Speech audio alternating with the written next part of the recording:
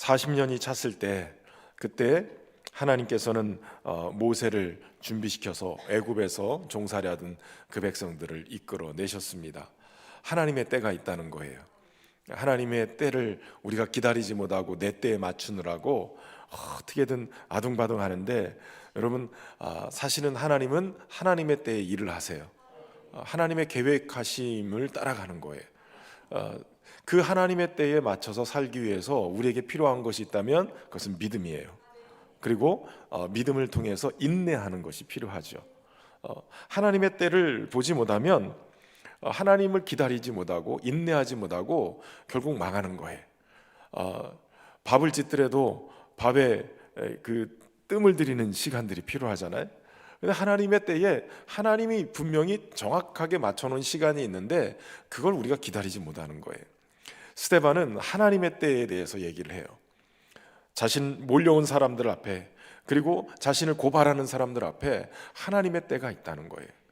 이스라엘 백성이 400년 동안 애굽에서 종살이하게 되고, 그렇게 된 것은 아브라함에게 약속하셨던 그 가나안 땅이 죄악이 관영해서, 그래서 결국은 이스라엘이, 하나님의 택한 이스라엘 백성들이 가서 여호수아와 그 백성들이 가서 가나안 땅에 있는 거민들을 다 쓸어버려도 아무 소리 할 수 없을 만큼 이 가나안 땅에 이 죄에 대한 그 때가 찰 때까지 기다린 거예요. 그 때도 하나님이 계획하고 계셨던 거고, 무엇보다도 이스라엘이 그 가나안 땅에 들어가기 전에 애굽에서 출애굽해야 되는 그 과정도 하나님의 계획 속에 있었던 거예요. 모세가 그걸 기다리지 못하고 젊은 혈기에 나 정도 되면 그래도 이 이스라엘 백성 중에 바로의 딸의 그 왕자의 교육을 받은 이 정도 학벌과 이 정도 성정에, 이 정도의 지위에 이 정도면 됐어 이러고선 달려들었다가 괜한 병사만 죽이고 살인자 돼서 도망 나가게 되잖아요. 그러고 나서 40년이 지나는 거예요. 인간으로서는 나는 포기다, 나는 더 이상 꿈을 꿀 수 없는 나이다, 그저 양치는 목동으로 살다가 내 인생 이제 80 됐으니 끝이다라고 할 때 하나님은 떨기나무 불꽃 가운데서 이 모세를 불러내시는 거예요. 나는 포기다라고 하는 순간, 그런 책이 있었어요. 여러분, 인간의 포기는 하나님의 시작이에요. 내가 포기를 해야 주님이 일하시는 거예요. 주님, 내 생각, 내 지식 이거 내려놓습니다. 주님이 주인이십니다. 목동 출신이 뭘 아세요? 나는 그래도 이 뱃일에 어부의 일에 그냥 손마디가 다 잔뼈가 굵은 사람인데, 주님 어디 가서 지금 대낮에 가가지고선 그물을 내리자고 그러는데 말도 안 되는 소리 하지 마세요. 베드로가 이러지 않았단 말이에요. 자신의 실패를 경험하고 얻은 것이 하나도 없을 때, 그리고 또 거기에서 주님이 베드로의 배에 타서 조금 띄워놓고 모여온 사람들에게 하나님의 말씀을 막 가르칠 때 베드로의 마음속에 뭐가 생기냐면 믿음이라는 게 생기는 거예요. 여러분, 믿음은 어디서 나요? 들음에서 나고, 들음은 그리스도의 말씀에서 나는 거예요. 여러분, 말씀이 오늘 금요 성령 집회 때마다 와가지고 앉아있고 이래도 콩나물 시루에 물이 다 빠져나가는 것 같아도 콩나물이 자라듯이 들으면 들을수록 믿음이 생기게 돼 있어요. 그러니까 하나님의 말씀을 제대로 듣는 게 필요한 거예요. 맨날 유튜브 가짜 뉴스만 보면 그 가짜 뉴스에 혹 빠진다니까요. 이단들의 이야기도 계속 들으면 거기에서 자꾸 믿음이 생겨요. 이단 사상에 폭 빠지게 되는 거예요. 그래서 하나님의 말씀을 제대로 바르게 듣는 것이 필요해요. 하나님의 말씀이 듣면, 목사님 들으면 또 잊어버리고 예배 끝나고 나가면 생각도 안 나고 자꾸 그런다고 걱정하지 마세요. 그래도 앉아있으면 뭐 하나라도 건져요. 그렇게 흘러가도 계속 말씀을 들으면 믿음이 생기는 거예요. 그러니까 믿음이 생기니까 밤새도록 얻은 것이 없지만은 주의 말씀에 의지해서, 여기서 중요한 게 주의 말씀에 의지해서예요. 말씀을 붙드는 믿음이 생겨버리니까 말씀에 의지해서 그물을 내리이다. 여러분 그냥 내리면 안 되고 말씀에 의지해서 믿음으로 내 인생에 그물을 내려야 돼.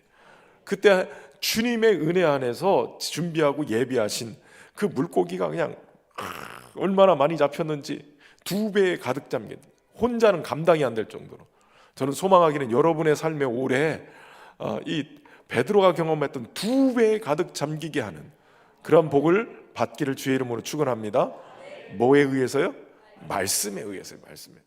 근데 여기서 한 단계 더 나가면 아멘이 나올지 안 나올지는 잘 모르겠어요. 근데 주님이 부르세요. 야, 나를 따르라. 베드로 어떻게 해요? 다 버려두고 주를 따랐다는 거예요. 그건 아멘하기가 쉽지 않을걸요? 다 버려두고. 여러분, 그런데 그게 가능한 게, 여러분 예수님의 말씀을 따라서 그물을 내리고 2배에 가득 담기는 그 놀라운 은혜를 경험한 사람은 그거를 내려놓고 주님을 따를 수 있어요. 왜냐하면 주님만 따르면 대박 나니까. 2배에 가득 잠기게 하는 이 기적을 일으키신 주님이 나와 함께, 내가 주님과 동행하고 주님을 따르면 그거보다도 더 큰 역사가 일어나죠. 여러분 가만히 생각해 보세요. 베드로가 나를 따라오느라 내가 사람을 낚는 어부가 되게 하리라. 이럴 때 이게 뭔 뜻인지 모르지만, 그러나 야, 이게 2배 가득 잠기야 엄청난 이 대박나게 하시는 주님이 나를 부르셨으니 내가 따르리이다. 그러고 따르고. 여러분 베드로는 어떤 여러 가지 우여곡절이 있었지만, 그러나 베드로는 예수님처럼 기적을 행하는 사람이 됐어요. 초대교회, 바로 그의 신앙 고백 위에 교회가 세워지는 역사들이 일어난단 말이에요. 영적으로 보면 2배 가득 잠기는 그런 정도의 복이 아니라 어마어마한 천국의 복을 쌓아놓고 산 사람이 된 거예요. 가치가 달라지는 거예요. 보는 눈의 가치가 달라지면, 우리가 말씀에 의해서 지금 육신의 복만 대박 나면 좋겠다 이러고 따르지만, 영적인 눈이 떠지기 시작하면 믿음의 복이 무엇인지를 따르면서 주님의 은혜를 따라가게 되는 거예요. 저는 우리 금요 성령 집회 나오신 여러분들의 믿음에 이런 복들이, 가치가 전환되어지고 주님의 나라의 이 엄청난 복들을 가장 소중한 곳으로 여기고 그곳에 내 삶을 투자하고 살아가는 그러한 놀라운 헌신의 역사가 일어나기를 주의 이름으로 축원합니다. 눈이 떠지는 거예요. 그게 금방 되는 게 아니라 40년이 참에 때가 되면 눈이 떠지고, 하나님이 내가 포기한 순간에 주님이 일하시는구나. 모세가 80년을 살았어도 전체를 다 놓지 못하고 주님을 온전히 신뢰하지 못했어요. 나처럼 말도 어둔하고 잘 못하는데 어떡합니까? 그러니까 그 나이에 형을 붙여주네. 말 잘하는 아론도 붙여주고, 지팡이도 또 하나 들려줘가지고 기적의 지팡이를 들고 가게끔 만들고. 그래도 책망하지 않고 도리어 모세는 또 정말 지도자다운 지도자의 모습을 갖추고 그 일들을 하게 되는 거예요.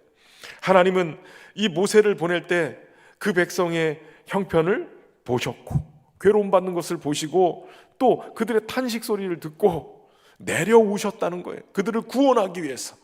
그리고 그렇게 내려오시는 하나님은 오늘도 여전히 우리의 상황을 보시고 들으시고 여전히 우리의 삶 속에 찾아 내려오시는 분이신 거예요. 성령님을 통해서 우리에게 찾아오세요. 예수 그리스도를 통해서 이 땅에 인간의 모습을 가지고 주님이 이렇게 내려오신 것처럼, 예수님의 영이시자 성령의 영이신 하나님의 영이신 성령이 우리 안에 오셔서 여전히 우리와 함께 하시면서 우리의 깊은 신음도 아시고 우리를 위해 친히 간구하시면서 하나님 앞에 아뢰시는 그런 역사를 이루신단 말이에요. 그러니까 우리를 홀로 두지 아니하시고 성령이 오셔서 우리와 함께 동행하시는 거예요. 그러니까 우리가 이미 기도하기 전에도 주님은 우리의 괴로움도 보시고 우리의 탄식 소리도 듣고 계시고 우리를 건지실 준비를 하고 계시는 거예요. 이 밤에 그 은혜를 경험할 수 있길 바랍니다. 그리고 하나님은 모세를 보내시잖아요. 모세를 보내는 거예요. 떨기나무 가운데서 경험했던 하나님의 그 임재가, 주님이 말씀하셔서 내 백성들에게 가라, 이 가라 할 때 이 모세에게 작지만 여러 기적들을 보여주잖아요. 뱀 꼬리를 잡고 뭐 이래 가지고선 변하는 역사들 이런 것들을 보여주면서 실제로 가서 10가지 재앙의 역사들도 보게 하고, 홍해를 지난주 설교처럼 홍해를 가르치고 그 홍해 속에서 다 기적을 경험하게 하는 거예요. 여러분, 홍해라는 게 이제 신학교에 가면 구약학 시간에 어떤 것도 얘기를 하냐면, 이 홍해라는 게 엄청나게 큰 바다, 이렇게도 해석하지만, 그러나 이 홍해라는 말 뜻이 갈대밭이라는 뜻을 가지고 있어요. 그러니까 이 갈대밭이라는 이 뜻이 그 홍해로 가르쳐주고 있는 바다가 엄청나게 큰 바다를 갈라놓은 이런 보다는 갈대밭 사이를 지나갔다, 이렇게 느껴지는 거예요. 그러니까 처음에 가면 그런 신학적인 여러 연구들도 있고 막 여러 가지 의견들도 있는 거예요. 이게 정설은 아니에요. 아직 몰라요. 그런데 그런 의견도 있다라는 얘기를 들으면 신학생들이 막 시험에 드는 거예요. 이거 무슨 그런 데를 건너가면서 뭐 그렇게 엄청나게 기적을 일으킨 것처럼 얘기해, 이렇게 시험 들 수 있어요. 그러나 여러분, 믿음의 사람은 보는 눈이 다른 거예요. 그것 때문에 막 시험 들고 웅성웅성할 때 한 학생이 딱 이렇게 외쳤다는 거예요. 할렐루야, 하나님을 찬양하라. 갈대밭에 애굽의 군대를 수장시키신 하나님. 생각을 해보세요. 기가 막힌 일 아니에요. 우리는 믿음의 시각이 단편적이어가지고 그것만 보고 자꾸 시험에 들어요. 자잘한 이야기들이 막 드러나고 교회 안에서 내 신앙 속에서 여러 가지 상황들이 벌어질 때 눈앞에 보이는 것만 보고 그것 때문에 망하는 것처럼, 그것 때문에 실망하고 자꾸 좌절하는데, 하나님은 그 너머의 역사를 이루고 계시는 거예요. 그 신학생 얼마나 기가 막힌 신앙을 가지고 있는 거예요. 이 갈대밭이래, 이걸 갈라놓고 건넜다고? 기적도 아니네. 이렇게 부정적으로 봤는데 그 사람은 아니라는 거예요. 갈대밭 속에 애굽의 그 병거를 다 수장시켜 버리신 하나님. 여러분, 신앙은 내가 어떻게 해석하느냐는 달라지는 거예요. 따라서 해보세요. 신앙은 해석이다. 믿음의 해석을 하셔야 돼. 믿음의 해석이 돼야 은혜가 되는 거예요.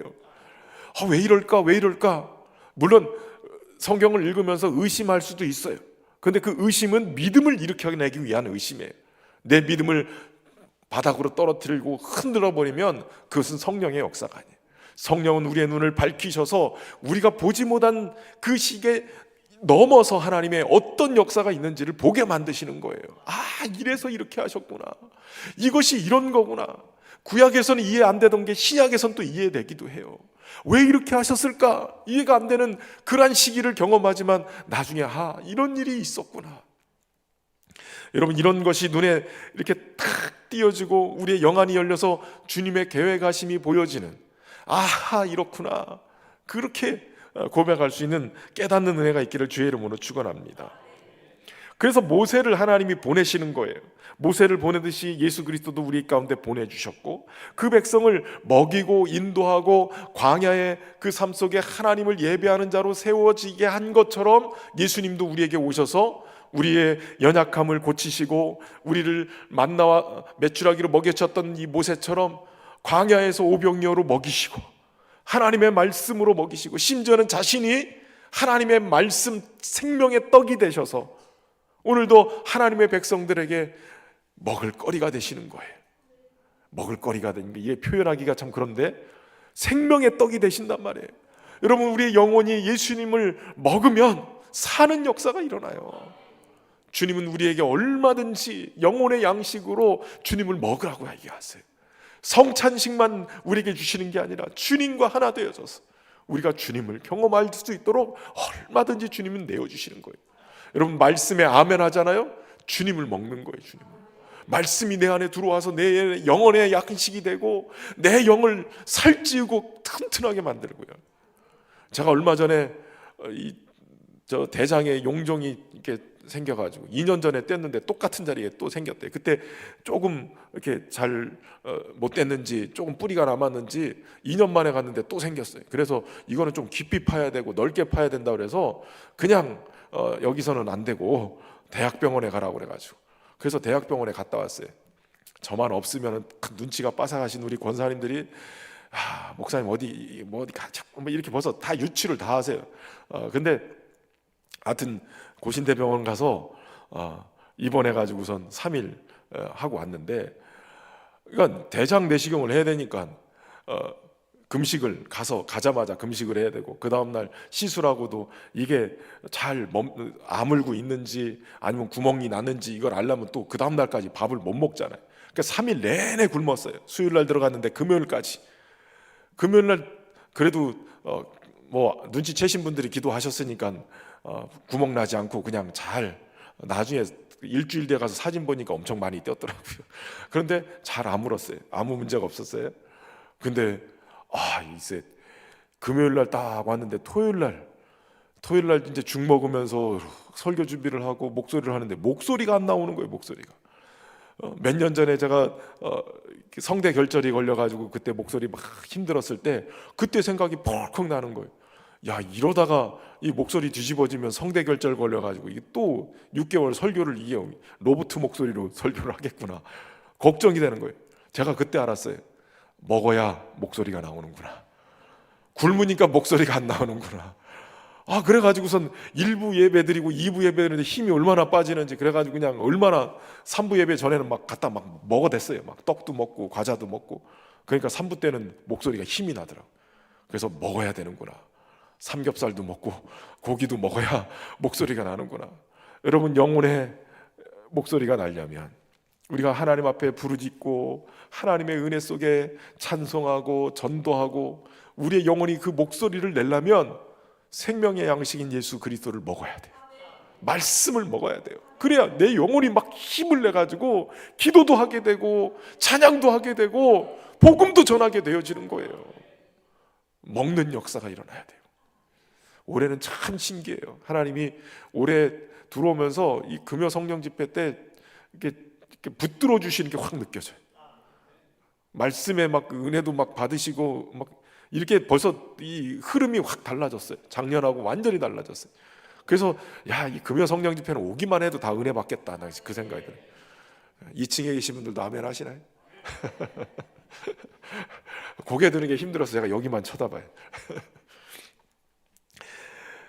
모세가 하나님의 말씀을 가지고 백성들에게 전하기 시작하잖아요. 시내산에서 주님을 만나고 주님과 함께 교제하면서 주님이 그 백성들이 광야에서 지켜야 될 하나님의 말씀, 십계명을 비롯해서 하나님의 말씀들을 받아가지고 그러고서 내려오는 거예요. 그러면서 그 광야에서 모세의 입을 통해서 하나님이 말씀을 계속 먹이는 거예요. 만나만 먹이고 메추라기만 먹인 게 아니라 하나님의 말씀을 계속 먹인 거예요. 그래서 그들이 광야 여정 속에서도 하나님의 백성으로 살아남을 수 있었던 거예요. 그러니까 광야의 교회를 이끌어갔던 사람이 바로 모세였어요. 모세처럼 예수님도 이 땅에 오셔서 그렇게 교회를 세우시고 교회를 이끌어 가시는 거예요.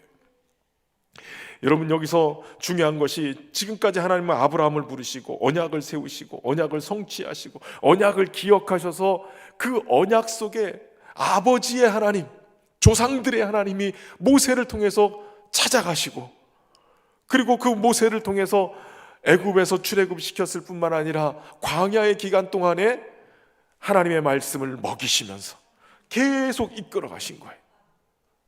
광야의 인생 속에 하나님이 그 백성들의 하나님이 되어주시고, 그리고 그들에게 꼭 필요한 것들을 먹이시고 인도해 가시는 거예요. 그래서 발이 부르지 않고 의복이 해하지 않고 굶주리지 아니하고 목마르지 아니하고 그 광야를 넘어가게 되는 거예요. 인생의 광야를 경험하고 있는 분들이 계시다면 모세가 아니라 예수 그리스도를 통해서 이제 우리의 삶을 그렇게 인도해 가시는 거예요. 걱정하지 마세요. 주님이 붙잡고 인도해 가시는 거예요.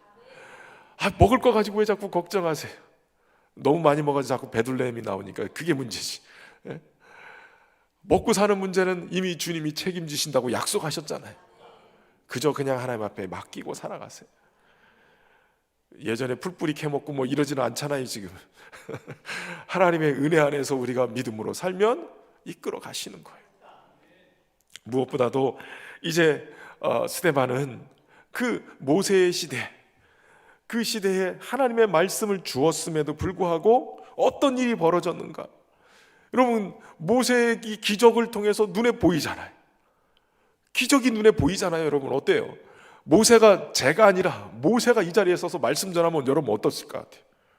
은혜를 막 받아도 막 따따블로 받으시겠지. 기적의 지팡이를 들고 이게 그 홍해를 갈랐던 기적이, 이걸 통해서 반석에서 물을 내기도 하고 이걸 통해서 기적의 역사가 일어났다고 막 이렇게 증거하면, 내가 모세라고 이러면 다 여기 뭐 며져라 떼져라 막 모일 거예요. 어마어마하게 모일 거예요. 그런데 그렇게 말씀을 그런 기적을 경험한 그 이스라엘 백성들이 어땠을까요? 모세를 통해서 전해줬던 하나님의 말씀을 기가 막히게 지켰을까요? 스데반은 오늘 본문에서 39절에 이렇게 얘기해요. 우리 조상들이 모세에게 복종하니 아니하고자 하여 거절하며 그 마음이 도리어 애굽으로 향했다는 거예요. 기가 막힌 거 아니에요? 애굽에서는 내 자식이 아들을 낳았다, 내 아들을 낳았다면 다 엎어서 죽여놓는, 내 자식도 내 자식이 아닌 거예요. 그런데 그런 종살이 하면서 노예 생활을 하면서도 계속 애굽을 향하고 있는 거예요. 애굽을. 출애굽에서 엄청난 기적을 경험하고 있는데 당장에 모래 사막을 보면서, 광야를 보면서 그들의 마음은 모세의 이 이야기를 듣고도 복종하지 않고 거절하고 마음은 애굽으로 향하고 있는 거예요. 믿음 생활한다고 주님 앞에 나왔는데도 마음은 계속 세상 생각을 하고 있는 거예요. 세상. 여러분, 세상 생각을 하면 어떻게 되는 줄 아세요? 굳어요, 굳어. 소돔과 고모라를 빠져나온 이 롯의 아내 어떻게 돼요? 뒤돌아보지 말라니까 뒤를 돌아보면서 소금 기둥이 되죠. 너희는 세상의 소금이고 빛이라 라고 하셨는데, 우리가 소금이라고 그러셨는데 믿는 자들이 자꾸 세상을 다시 돌아보면 어떻게 돼요? 소금 덩어리가 돼요. 소금 기둥이 된단 말이에요. 쓸모없는 덩어리가 돼버리는 거예요. 그렇기 때문에 여러분, 믿는 자들은 세상 바라보지 말고 세상 등지고 십자가 바라봐야 돼요. 세상 등지고 주님 바라봐야 된다. 그래야 그 은혜 속에 살게 되는 거예요. 여러분, 그런 은혜가 우리 안에 일어나기를 바랍니다. 그러니까 마음이 도리어 계속 애굽을 향하니까 이게 문제가 생기는 거예요. 세상의 복을 계속 구하는 거예요. 마음이 자꾸 애굽을 향하니까, 야, 애굽이 저렇게 풍요롭게 살고 저렇게 복을 받았던 이유가, 우리는 노예였던 것은 생각 안 하고 애굽 사람들이 그렇게 누리고 살았던 것은 애굽의 신들 때문에 그런 거야, 이렇게 생각하기 시작하는 거예요. 그래서 자신들을 인도하고 구원해내신 하나님이 눈앞에 보이는데도 애굽의 마음을 빼앗겨 버리니까 하나님을 외면해버리고 하나님을 마음에 두지 아니하고 어디를 향하는 거예요? 애굽의 신들을 향하는 거예요. 모세가 하나님의 말씀을 받기 위해서 시내산에 올라갔을 때 그들은 어떻게 해요? 아론을 막 부추겨가지고 우리를 인도할 신을 만들어내는 거예요. 모세는 어디 갔는지 우리가 40일을 기다렸는데 그 40일을 못 기다리는 거예요. 40일을. 모세가 하나님의 말씀을 받고 부푼 가슴으로, 야, 하나님의 말씀으로 이 백성을 이렇게 먹여야지, 이렇게 인도해야지 기대를 잔뜩 가지고 내려왔는데 어떤 일이 벌어져요? 아론이 기금속들을 모아가지고 불에 던졌더니 금송아지가 나왔다고. 말 같은 소리를 해야지. 불에 던졌더니 금송아지가 나왔다고. 그래서 금송아지에다가 절하고 있는 거예요. 애굽의 신을 그대로 모방해서 송아지를 만들어서 송아지 신을 절하고 있는 거예요. 송아지 신을 자기 손으로 만든 것을 기뻐하면서 춤을 추고 있는 거예요. 이게 기가 막힌 일이에요, 여러분. 하나님의 기적을 봤으면서도. 그래서 여러분, 우리의 신앙을 어떤 보고 듣고 그런 것만으로 신앙을 세워서는 안 돼요. 감각적인 것만으로도 자꾸 그것도 필요한 건 분명해요. 그러나 믿음 안에서 그것들을 경험해내지 않으면 기적은 어느 순간인가 우리의 감정에 의해서, 상황에 의해서 금방 잊혀져 버려요. 저는 제가 전도사부터 교육전사부터 부목까지 8년을, 청주에서는 제가 10년을 있었지만 교회도 전 많이 안 다녀봤어요. 이것저것 경험한 적도 없어요. 그러나 교육전사 때부터 부목사 때까지 8년, 부목사로 가서 10년, 신년교회 와서 13년 이렇게 지금 그러고 있는데, 그 8년 동안 사역했던 교회는요, 기도 엄청 많이 하는 교회예요. 기적을 경험하는 교회예요. 은사 엄청나요. 환상도 보고 뭐 계시도 보고 다 한대요. 병 고치는 은사 날마다 있어요. 그런데 그렇게 병을 고치고 죽을 고비에서 살아난 사람도요, 1년 2년 되니까 세상으로 가던데요. 하나님이 고쳐주셨다라고 헌금도 하고 믿음 생활 잘하는 줄 알았더니 1년 지났더니 교회를 안 나와요. 왜 안 나오세요? 그랬더니 1년 정도 믿어줬으면 됐지, 1년 정도 교회 다녀줬으면 됐지, 이러고 끝나는 거예요. 제가 그때 깨달았어요. 기적을 경험해도 믿음이 없으면 그거는 아무것도 아니에요. 우연에 그치는 거예요. 기적은 어느 때 경험해야 되냐면 내가 말씀을 통해서 주님을 깊이 경험할 때 이 말씀이 기적, 내 삶 속에 그것을 적용해서 삶 속에 경험되어지면, 아, 말씀을 살아내면서 하나님이 이렇게 역사하셨구나라고 이 말씀을 확증하는 경험을 하면 이게 믿음으로 작용을 해요. 근데 말씀이 없는 상태에서 기적을 경험하면 주님 없이 그냥 기적이 돼버리는 거예요. 어느 순간 잊혀져 버리는 거예요. 그래서 기적도 은사도 하나님의 말씀 안에서 경험해야지, 그 말씀을 떠나서 경험해버리면 이거는 2단 3단이 돼버려요. 엉망이 돼버립니다. 그래서 말씀이 중요한 거예요. 눈앞에서 애굽의 군대가 홍해가 갈라지고 애굽의 군대가 탁 그냥 완전히 몰살하는 장면을 보면서 모세와 그 백성이 춤을 추며 찬양하고 미리암과 여인들이 막 소고를 치며 찬양하면서 하나님을 막 높여드렸어요. 이스라엘의 최초의 찬양곡이에요. 그게 최초의 경배와 찬송곡이에요. 그런데 그렇게 찬양했던 그들이 광야에서 하나님을 불과 몇 달 되지도 않았어요. 한 달 좀 지났는데 금송아지 만들어 놓고 거기서 우상에게 찬양을 하고 있는 거예요. 우상에게 춤을 추고 있는 거예요.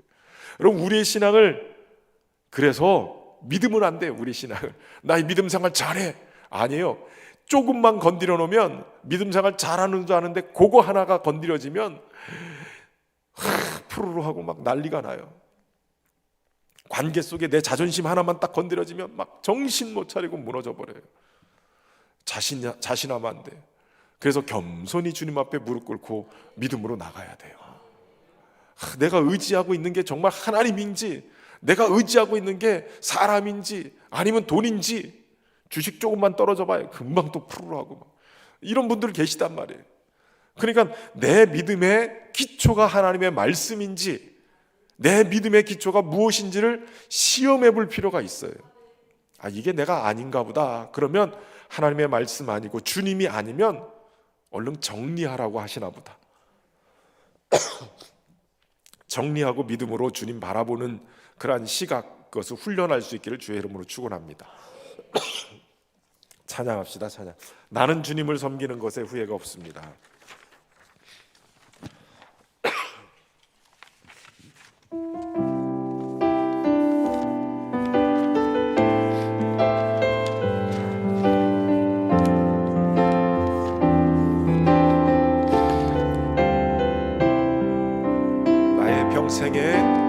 나의 평생에 가장 복된 일은 내가 예수님을 만난 것이라.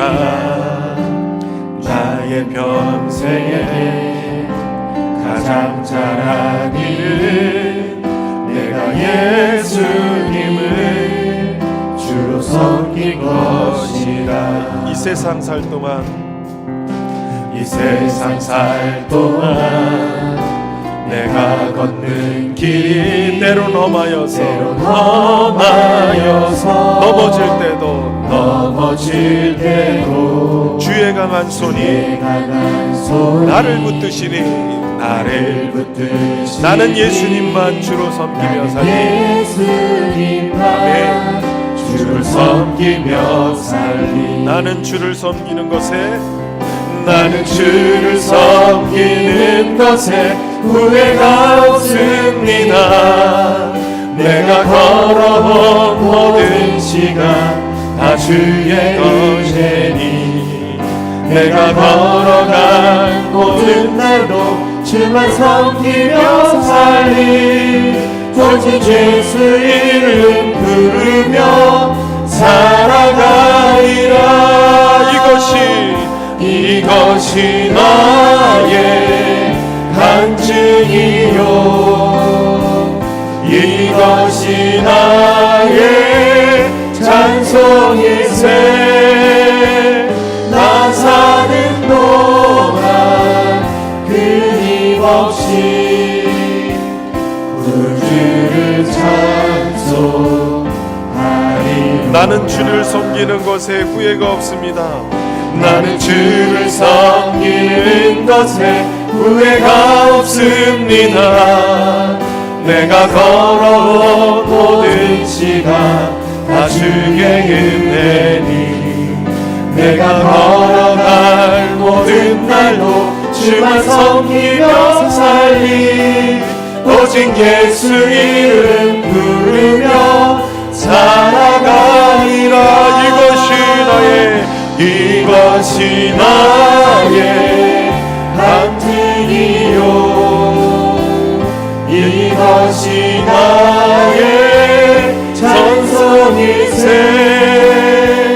나 사는 동안 끊임없이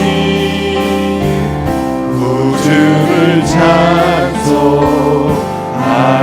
이것이 나의 찬송이요 이것이 나의 찬송이요 이것이 나의 찬송일세. 이것이 나의 찬송일세. 나 사는 동안 끊임없이 구주를 찬송하리로다.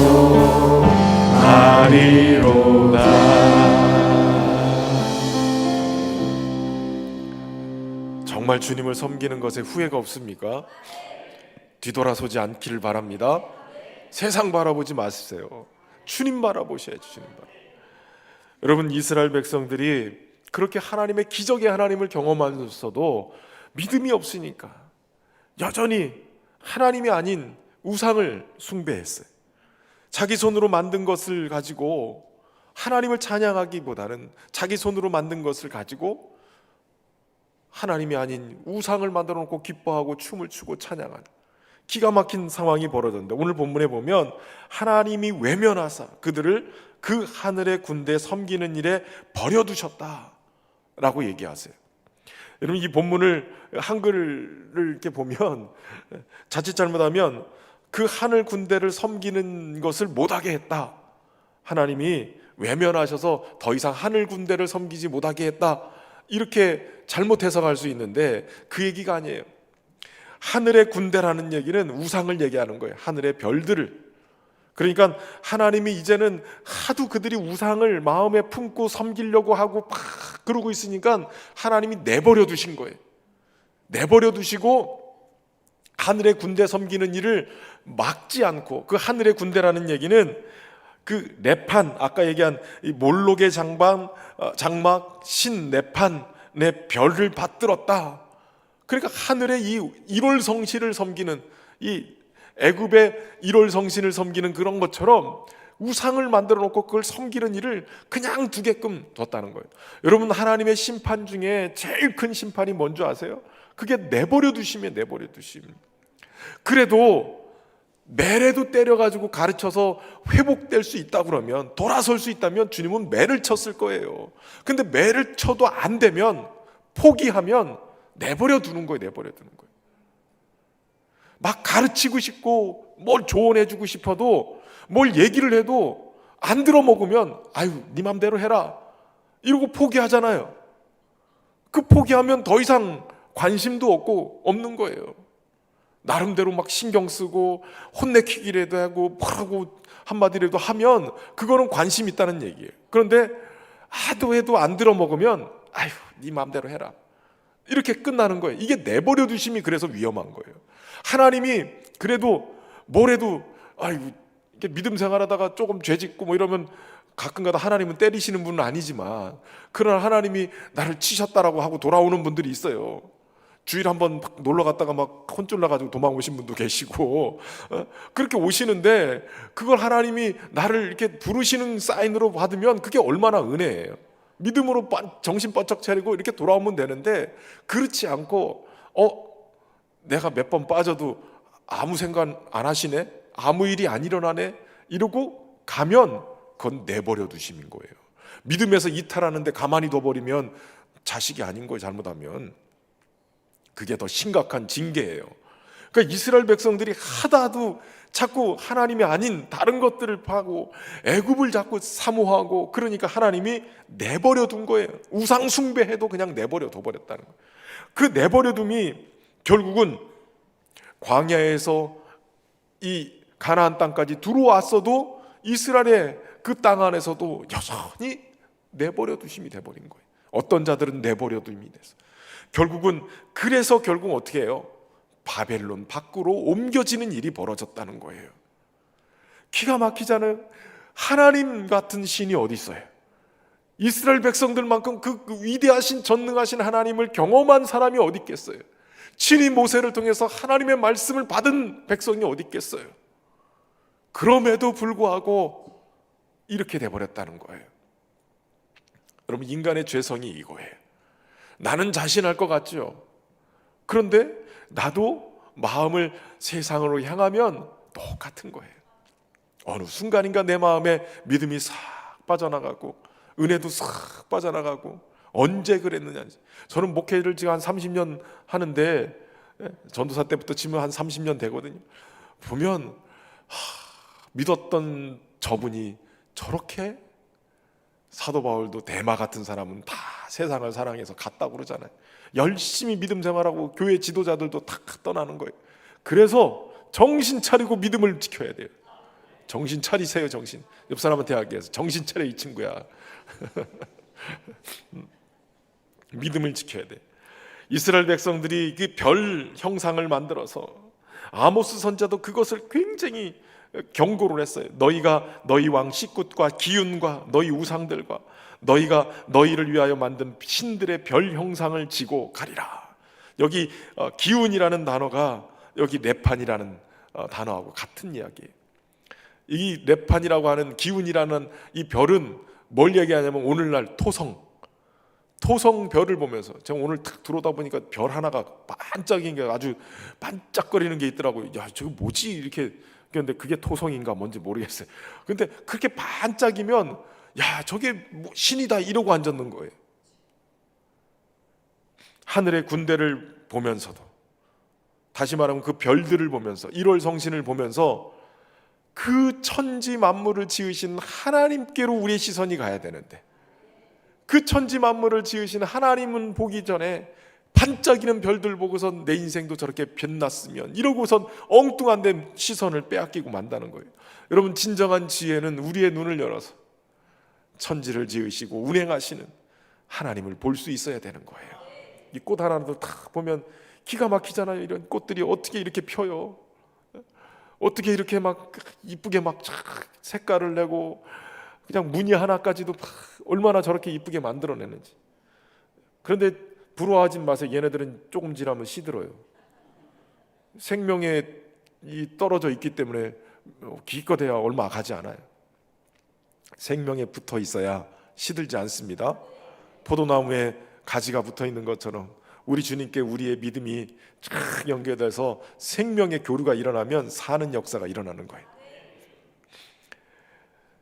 이스라엘에게 주어진 언약, 이것은 그들에게 주어진 순간부터 하나님의 언약이 깨지기 시작해요. 하나님 때문에 깨진 게 아니라 신실하지 못한 이스라엘 백성들 때문에 깨진 거예요. 언약을 맺었을 때 한쪽이 불충하면 그 언약이 깨지기 시작하는 거예요. 하나님은 그 언약에 신실하셨어요. 그러면 그걸로 지난주 우리 살펴봤잖아요.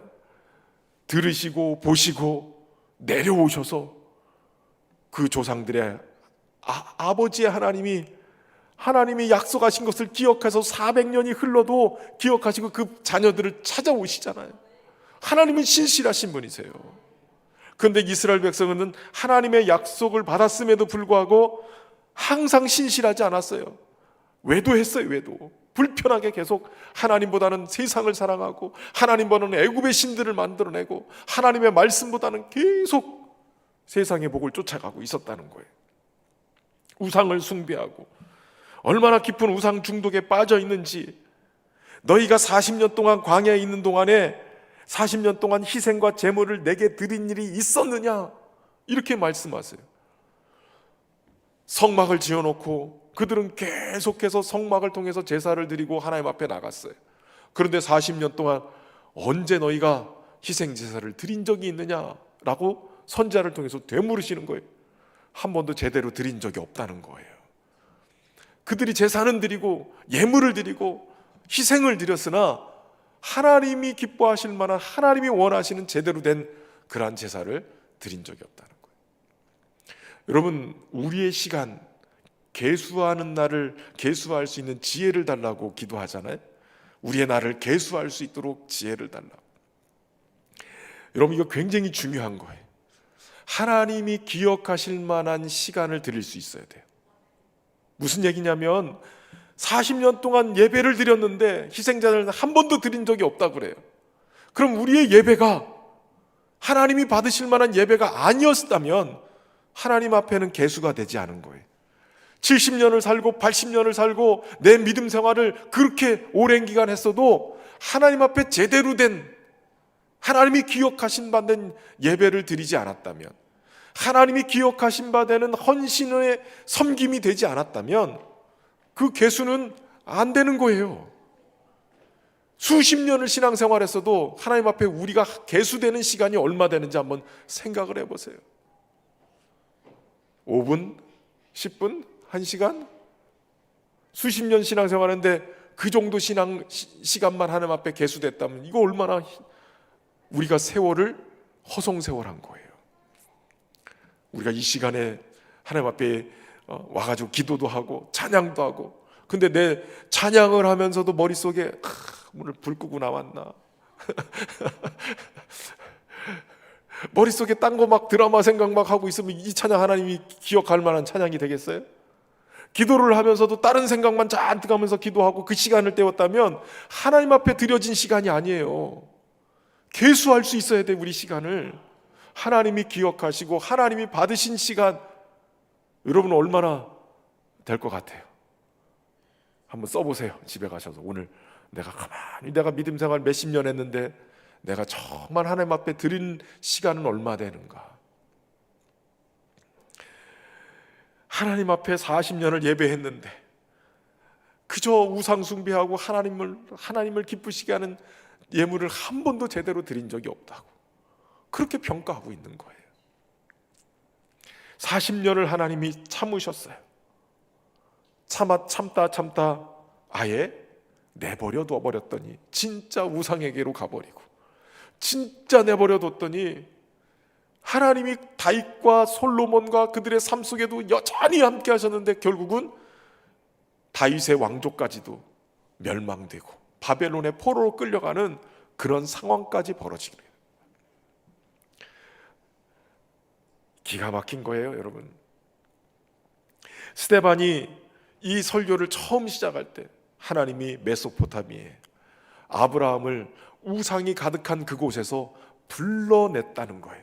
하나님이 친히 가셔서 아브라함에게 고향과 친척과 아버지 집을 떠나라, 내가 내게 보여줄 땅으로 가자, 그러면서 친히 아브라함을 데리고 가나안 땅까지 왔어요.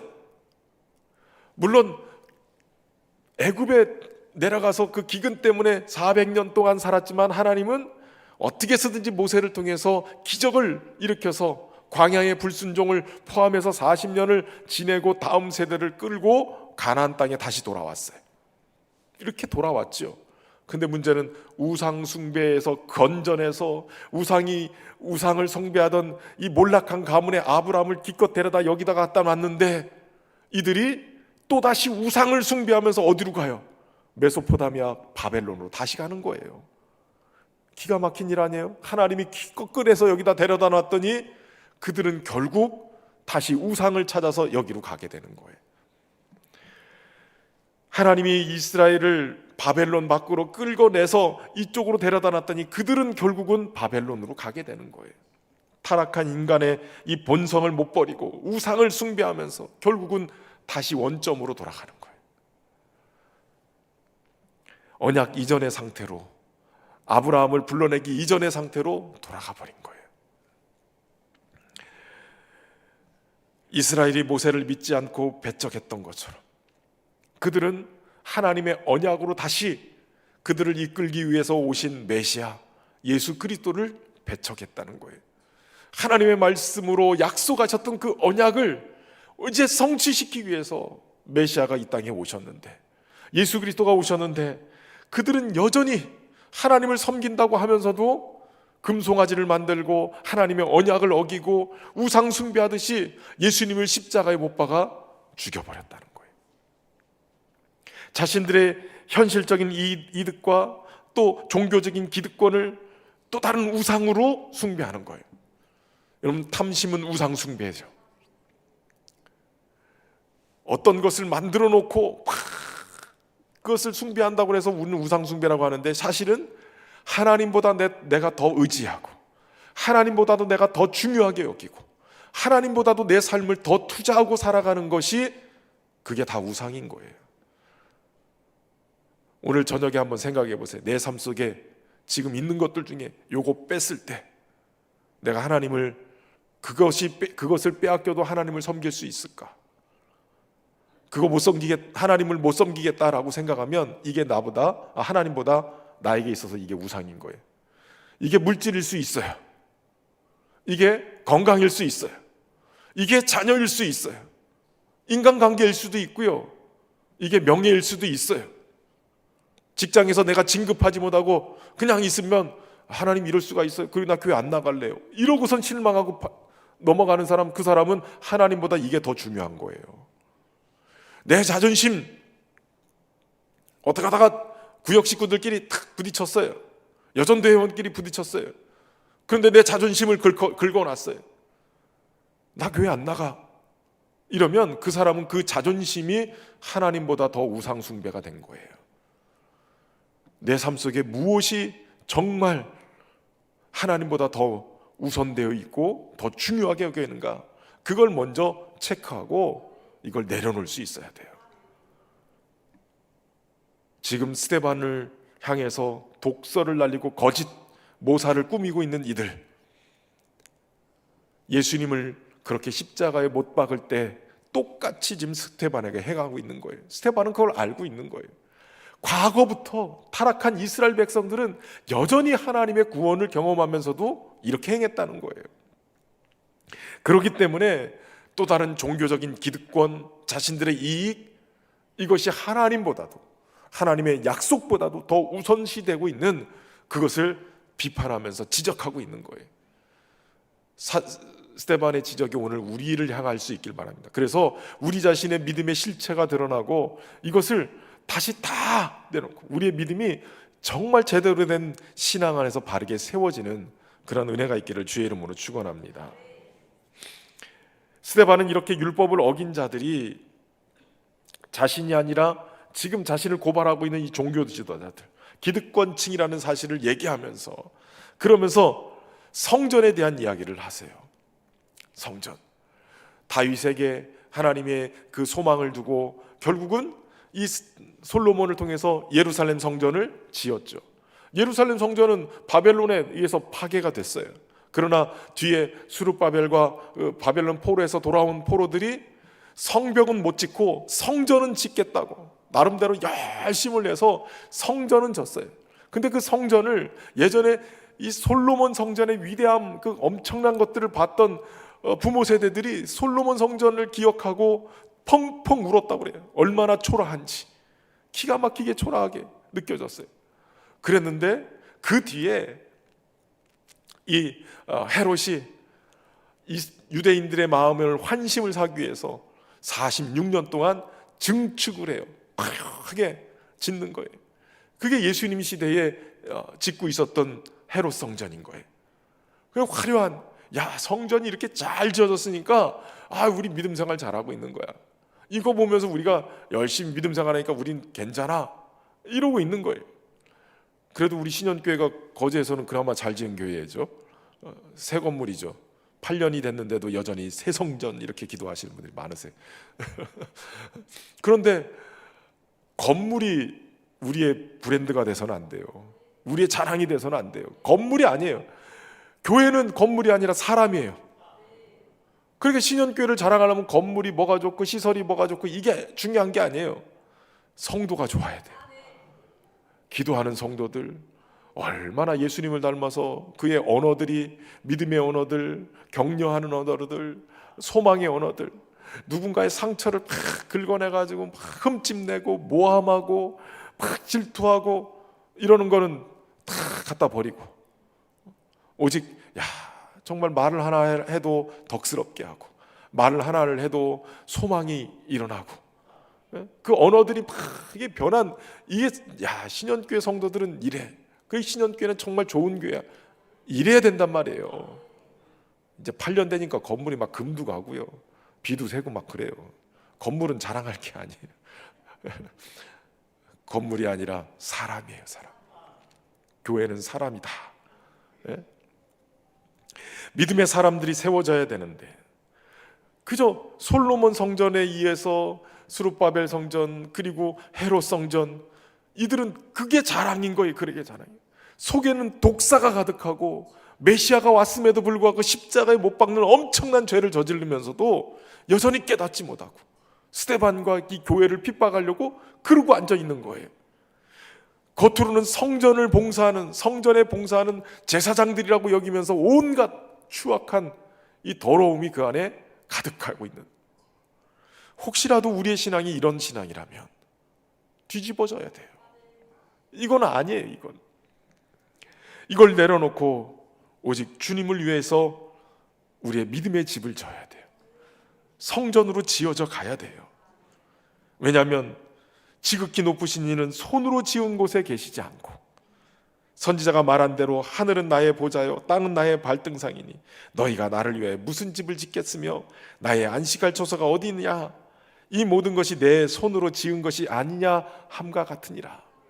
여러분, 그저 다윗의 사모함과 또 하나님이 그들과 함께 하시기 위해서 장막을 짓고 내려오신 것처럼 그저 성전에 하나님이 임재하시니까 그게 성전이었던 거예요. 근데 그들이 바벨론으로 포로로 끌려가고 그러는 과정들 속에 성전은 의미가 없는 거예요. 그러나 바벨론에 가서도 다니엘과 세 친구나 그리고 에스더나 그 느헤미야나 그곳에 있는 사람들에게 하나님 어때요? 하나님은 그곳에서도 함께 하시는 거예요. 그곳에서도 함께 하시는 하나님이죠. 하나님은 그 백성들의 믿음의 집을 짓고 그의 심령을 하나님의 성전 삼고 그들과 함께하고 계셨던 거예요. 건물이 아니라 사람에게 주님이 집중하시고 거기에 함께 하신 거예요. 그러니까 니들이 나를 위해서 무슨 집을 짓겠냐, 내가 안식할 처소가 어디겠느냐. 다른 말로 표현하면 손으로 지은 곳이 아니라 하나님이 지으신 성전, 예수 그리스도의 십자가, 예수 그리스도의 몸인 교회, 이걸 성전 삼으셨다는 거예요. 저와 여러분이 성전이고 교회인 거예요. 주님의 몸인 거예요. 스데반은 그것을 깨닫는 거예요. 건물이 아니라 사람이고 주님이 지으신 그 성전을 기뻐하고 자랑할 수 있어야 되는 거예요. 그런데 그들은 목이 곧고 마음의 귀에 할례를 받지 못했다는 거예요. 목이 곧으니까 하늘을 쳐다보지 못하고, 목이 이렇게 한 분들이 있죠. 그런데 주님 바라보지 못하고 그저 그냥 이래가지고 마음과 귀에 할례를 받지 못하니까 마음으로 깨닫지 못하고 말씀을 들어도 그냥 흘러가 버리고, 이렇게 한 것이 51절 후반부에 보면 너희도 너희 조상과 같이 항상 누구를 거스렸다고 그래요? 성령을 거스렸다는 거예요. 성령을 거스린 거예요. 여러분, 스데반은 성령의 사람이에요. 성령 충만, 성령이 어떻게 역사하신지를 너무 경험하는 이 초대교회는 성령께서 역사하셔서 교회를 세우시고 기적을 일으키시고 복음이 증거되어지고 회개하고 돌아오게 만드시잖아요. 스데반은 그 성령을 경험한 사람이에요. 그러니까 목이 곧아지는 것도, 마음과 귀의 할례를 받지 못해서 하나님의 뜻을 깨닫지 못하는 것도 다 그들이 성령을 거슬렀기 때문에 나타나는 거예요. 여러분, 성령은 예수님을 우리 구주로 영접하는 순간 우리 안에 들어와서 예수님을 영접하게끔 만드시는 거예요. 믿음을 고백하게끔 만드시는 거예요. 성령이 우리 안에 계세요. 그런데 성령을 거스른다. 여러분, 성령 하나님도 인격이세요. 인격이라는 얘기는 사람처럼 마음도 있고 의지도 있고 결단도 있으시다는 거예요.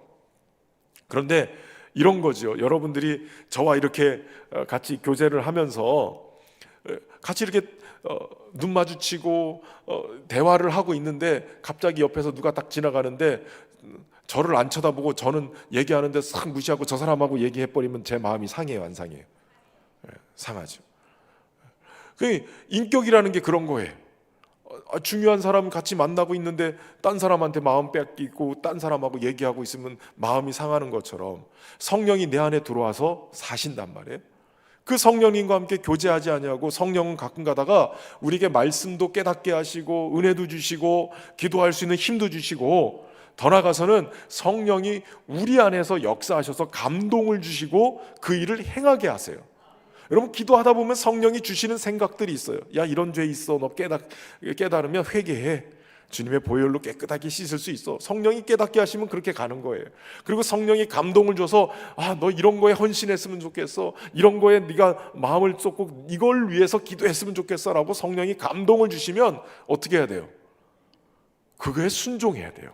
성령께서 내 안에 계속 말씀하시고 순종하게끔 요구하시는 거예요. 근데 이걸 무시해버리잖아요. 그러면 성령은 인격이시기 때문에 내가 무시해버리면 마음이 상하신다고요. 성령은 오셨다가 떠나는 분은 아니세요. 그러나 성경에서 얘기하죠. 성령을 소멸치 말고. 소멸치 말라는 얘기는 성령이 내 안에서 나를 다스리시고 역사하는 영역, 그 능력을 내가 성령에 대해서 점점 무시하면서 순종하지 않으면서 성령이 나를 지배하는 힘이 점점 준다는 얘기예요. 기도하는 분들은 아세요. 이게 무슨 소린가? 기도 열심히 하고 성령 충만하다가도 성령이 주신 마음을 순간 거절하고 내가 탁 돌아서면요, 금방 은혜가 사그러들어요. 아시잖아요. 우리끼리인데. 청년들은 알라나 모르겠다. 그런 은혜를 얘기할 때 알아들을 수 있어야 돼. 무슨 얘기인지. 기도하는 사람들은 알아요. 하나님의 은혜로 충만하다가도 순간 버럭하고 한번 화내면요, 금방 마음이 식어져 버려요. 그게 뭔지 아세요? 성령이 내 안에서 한탄하시는 거예요. 근심하시는 거예요. 근심. 내가 자꾸 죄 짓고 살면 내 안에서 성령이 근심하시는 거예요. 그러면서 내 안에서 그 전에 성령 충만을 제가 한번 정의해 드렸죠. 성령 충만은 하나님의 말씀이 내 안에 들어올 때 어떤 상태든지 내가 아멘 하고 행동할 수 있는 상태가 성령 충만이에요. 어떤 은사로 충만한 건 성령 충만한 게 아니라니까. 성령 충만은 주님이 어떤 말씀을 하셔도 예 주님 제가 하겠습니다 라고 순종할 수 있는 상태가 성령 충만이에요. 그러니까 성령이 내 안에서 역사하셔서 강하게 나를 이끌어 가시는 그 힘이 줄어드는 거예요. 거스르면 줄어드는 거예요. 그래서 항상 성령의 충만함을 경험하고 유지하려면 목을 곧게 하는 것을 풀어내시고 마음과 귀에 할례를 받고 오직 하나님의 말씀에 아멘하고 주시는 그 비전의 환상에 주님 제가 순종하겠습니다 그러고 살아가면 성령 충만은 따라오게 돼 있단 말이에요. 완악함을 내버리고 오직 주님의 은혜 안에 살아갈 수 있는 저와 여러분 되기를 바랍니다. 은혜 아래서 죄를 여전히 붙들고 있는 백성의 모습들은 결국은 그것을 끊지 못해서 바벨론의 포로로 다시 원상태로 돌아가는 일을 벌였어요. 하나님의 말씀보다는 말씀을 듣기를 거절하고 마음을 세상으로 향하면서 오직 세상을 따르다가 결국 망하는 자가 됐어요. 그러나 말씀이신 예수 그리스도를 우리가 믿음으로 따라가면, 주님과 함께 동행하면서 나는 죽고 예수로 살면, 그러면 승리하는 하나님의 백성들이 될 줄로 믿습니다. 저와 여러분이 오늘 십자가의 은혜로 다시 한번 힘을 얻고 성령 충만해서 믿음으로 승리할 수 있기를 주의 이름으로 축원합니다.